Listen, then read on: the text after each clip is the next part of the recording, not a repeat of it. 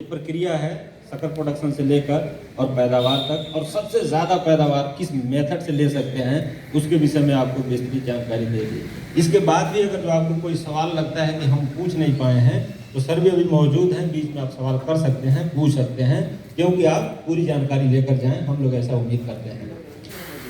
एक थोड़ा सा पार्ट इसके साथ और रह गया कि अगर जो उसका प्रोडक्शन हम ले रहे हैं तो उसके साथ साथ कोई और फसल भी उसमें हम ले सकते हैं, ऐसा कोई ऑप्शन है क्या?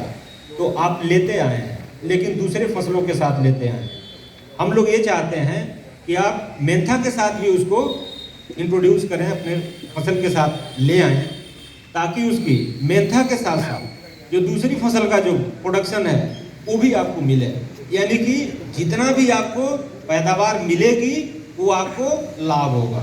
तो हम लोगों का उद्देश्य ये है कि आप कल्टीवेशन करें, उसको बढ़ावा दें, उसके साथ साथ जो अन्य फसलें हैं उनको फसली खेती के तौर पे अपनाएं, लगाएं, जिससे कि आपको सबसे ज़्यादा लाभ मिले। उसके लिए मेंथा का आपने सर ने बता दिया, लगाने का टाइम फरवरी से स्टार्ट करेंगे और आप लोग अप्रैल तक लगाते हैं। अप्रैल बहुत लेट हो जाता है, उसमें एक कटाई कोई ले भी पाता है और लेट होने की वजह से कई लोग नहीं भी ले पाते हैं। लेकिन जो फरवरी मंथ है वो सबसे सही समय है कि आप फरवरी के लास्ट तक, फरवरी में किसी भी समय लगा लें। उसके साथ क्या है कि जो दूसरी फसलें हैं, सब्जी फसलें हैं या गन्ने की खेती है, उसके साथ आसानी से आप इसको सफसली में ले सकते हैं। तो जब हम फरवरी को जैसे लेट करते हैं, मार्च आ जाता है, तो मार्च में ऑप्शन हमारा कम होने लगता है दूसरे फसलों के साथ में। तो हमारी कोशिश क्या रहे, फरवरी में हम लगा दें। पहली कोशिश क्या रहे कि हम जड़ से ना लगा करके पौधे से लगाएं। पौधे से लगाने के लिए सर ने उनका पूरा उपयोग और उपाय दोनों बता दिया। लगाएंगे तो क्या फायदे होंगे, और आप लेट करते जाएंगे तो भी ऑप्शन है, आप उसको उसी से लगाएं, तभी आपको फायदा होगा। आपको सबसे पहले क्या करना है कि जड़ हटानी है। जड़ से हमें खेती नहीं करनी है, करना किससे है, पौध से। तो जब हम पौध से करेंगे तो उसके लिए विधियां थी, पौध हम कैसे तैयार करेंगे। और अभी जब आप लोग यहाँ से चलेंगे, बारिश बंद भी हो रही है, तो डिमॉन्स्ट्रेशन ब्लॉक है, वहाँ पे हम आपको दिखाएंगे भी कि वो कैसे कैसे उसकी और किस किस महीने में लगाई गई है और उसकी अभी स्टेज क्या है। जो जो विधि सर ने बताई वो हम आपको लाइव दिखाएंगे, वहाँ पे स्थिति जो आपको है, तो उससे देख के आप ज़्यादा समझ सकते हैं। तो हम पौध से लगाएंगे। पौध लगाने के लिए महीना सबसे अच्छा जो है खेती के लिए फरवरी है। अब जब हम सहफसली में जाते हैं तो सहफसली में क्या करते हैं कि अब जैसे गन्ना है तो गन्ने की दूरी 90 से लेकर 120 सेंटीमीटर तक रखते हैं, जैसा जैसा उनका अपना अपना कल्टीवेशन मेथड है। लेकिन अगर जो हम 90 सेंटीमीटर भी मानते हैं तो 90 सेंटीमीटर में हम उस दो रो के बीच में दो मतलब मेंथा की रो ले सकते हैं, 45-45 सेंटीमीटर। जब हम मेंथा की लेते हैं और जब हमारा गन्ने का थोड़ा बढ़वार जो होती है स्लो होती है, शुरुआत में स्लो होती है, तब तक हमारी कटिंग हो जाएगी। और जब कटिंग हमारी हो जाएगी, पैदावार आपको अच्छी खासी मिल रही है, बहुत कमी भी नहीं आई, और आपका उसी खेत में गन्ना भी खड़ा है, तैयार हो गया। तो उसके लिए हमें करना क्या होगा, सबसे पहले गन्ना लगाना होगा। गन्ने के बीच में जो लोग गन्ना लगाते हैं उनके लिए है, जो नहीं लगाते हैं उस एरिया के लिए नहीं है। सहफसली क्या है, जहाँ पे सबसे पहले हमको ये ध्यान देने वाली बात है कि हमारे पास ऑप्शन क्या है कल्टीवेशन में, हम किस में जा रहे हैं। हम मेंथा भी लगाना चाहते हैं, गन्ना भी लगाना चाहते हैं, या गन्ने को छोड़ना नहीं चाहते हैं, उसके साथ हम मेंथा लाना चाहते हैं। तो हमारा उद्देश्य क्या है, तो उस उद्देश्य में यह है कि जो लोग फरवरी महीने में गन्ना की प्लांटिंग करते हैं उसके साथ भी मेंथा एक ऑप्शन है, वो ले सकते हैं। और ये आसान है, अगर जो वो करना चाहें तो आसान है, उसके साथ ये ले सकते हैं, लेकिन उनकी पूरी अपनी प्लानिंग होनी चाहिए। अब दो रो आपने लिया, गन्ने की जो दूरी है उस दूरी के बीच में जो दो रो वो गन्ने का जो रो है उसके बीच में आपने लाइन जो है दो मेंथा की ले लिया। अब उसमें क्या है कि जो अब गन्ना हमने लगा दिया और जो दो रो आ गई, तो उसकी जो रो है उसमें हमने प्लांटिंग कर दी। अब आती है कि मेड़ से करें या फ्लैट में करें। तो हमको मुख्य फसल कौन सी है हमारी, जो हमारी मुख्य फसल है हमको उसे ध्यान देना है। फसली खेती में हमेशा जो मुख्य फसल होती है उसको ध्यान में रख करके हम मेथड अपनाते हैं। तो गन्ने का मेथड क्या है? गन्ना हमेशा ट्रेंच में लगाएंगे, आप नाली में लगाएंगे। उसके बाद से आप उसको क्या करते हैं? कवर कर देते हैं। ठीक है, तो जब कवर कर देते हैं तो आप उसको कवर ना करिए, ट्रेंच आप बना दीजिए, लेकिन जो रीज है उसका आप उपयोग कर लीजिए।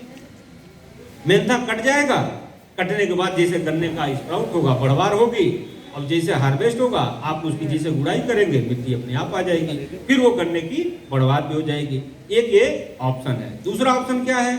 जब हम बराबर कर दिए, हमने ट्रेंच को भर दिया, नाली को हमने भर दिया, अब हम क्या किए कि जो दो रो के बीच में जो जगह है, अब हम उसको अलग से मेड़ न बनाते हुए हम उसको फ्लैट में भी लगा सकते हैं, क्योंकि हमारी मुख्य फसल गन्ना है।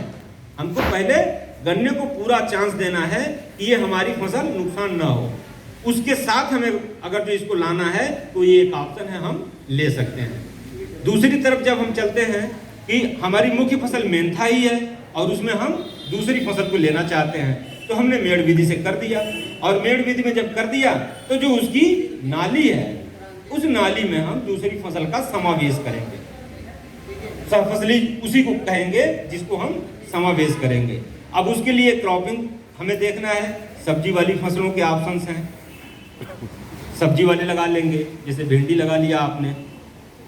अगर जो हम दूसरे देखेंगे, मक्का लगा लिया आपने। उसके अलावा और देखेंगे तो सूरजमुखी लगा लिया आपने। आपके पास ऑप्शन है, ऐसा नहीं है कि ऑप्शन नहीं है, लेकिन जहां पे जो फसल का ऑप्शन है उसको हम चुनाव करेंगे। लेकिन हमारी मुख्य फसल क्या होगी?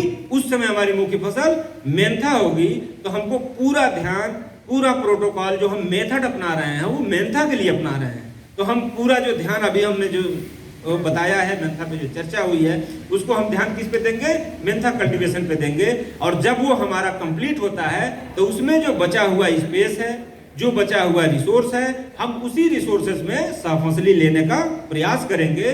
वो हमारी क्या है? ये कार्ट होगी, कला होगी, और उस समय का सदुपयोग होगा।